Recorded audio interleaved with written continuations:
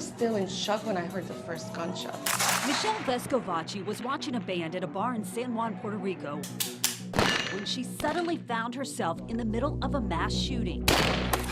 You don't have enough time to think where to run or how to react if you have to immediately go to the floor, which is probably what I should have done. But now, after taking this training, obviously I'm more aware of the things that I need to do. But you see something, you say something. She's talking about active shooter training at the Northeast Florida Safety Council, Well, you want to remain calm? where she now works. How many know how to put on a tourniquet? Instructor Frankie Carpenter teaches run, hide, and as a last resort, fight. If you can find a way to get away, get away.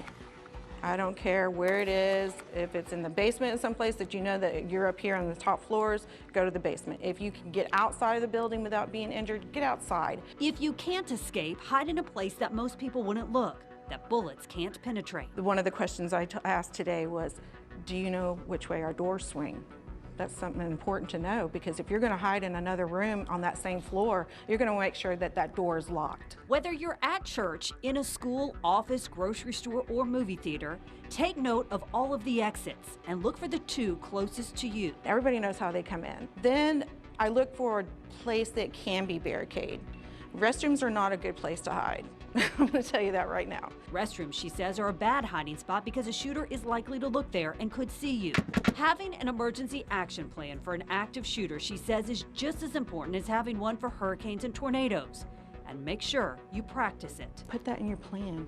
Let your staff know. They're looking for the shooter. That's the first thing they're looking for. They're looking for that shooter. If you see something or someone that seems out of place, say something. Michelle says you have to be proactive. Just be aware of your surroundings, know exactly what to do, and share that with your family, your friends. I just don't know how to even explain in words the fear, the terror that you go through when you think that, okay, this is my last hour, and it's my last day.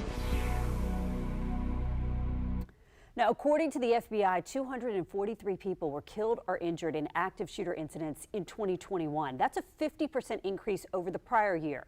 There were 61 shooters last year, 60 men, 1 woman, with one of the shooters as young as 12 years old. But that represents just a small fraction of the nearly 21,000 people killed by gun violence last year, excluding suicides.